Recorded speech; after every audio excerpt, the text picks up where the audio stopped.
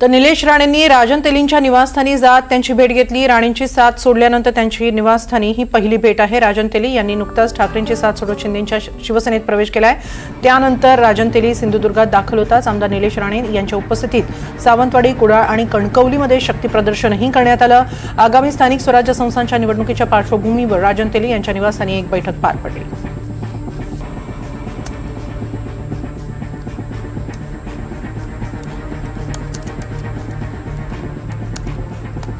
सिंधुदुर्गमध्ये तेली आणि राणे यांनी एकत्रित शक्ती प्रदर्शन केलेलं आहे। अलीकडेच राजन तेली यांनी शिंदेंच्या शिवसेनेत प्रवेश केलेला आहे आणि त्यानंतर त्यांच्या निवासस्थानीच राणे हजर झाले होते। त्यानंतर जोरदार शक्ती प्रदर्शन करण्यात आलं।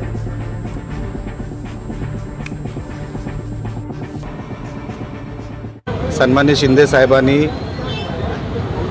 दसरा मेळाव्याला सन्मान्य माजी आमदार राजनजी तेली यांना शिवसेनेत प्रवेश दिलेला आहे। जिल्ह्याचा अनेक वर्षांचा त्यांचा अनुभव, प्रशासनामधला, राजकीय अशा आणि अनेक निवडणुका त्यांनी लढवलेल्या आहेत। एकदा ते आमदार राहिलेले आहेत विधान परिषदेवर। त्याचा फायदा निश्चित पद्धतीने आमच्या सिंधुदुर्ग जिल्ह्यात होणार, पक्षवाढीसाठी होणार।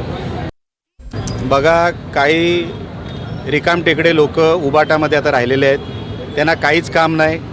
उठसूट एक कुठला तरी अधिकारी बघायचा, त्याला एकटा बघून मारायचं आणि बातम्यांमध्ये कसं राहायचं, एवढाच फक्त एक शेवटचा प्रयोग आता उबाटाच्या काही लोकांमध्ये राहिलेला आहे। कसलीच नोटीस राजन तेलींना आलेली नाही।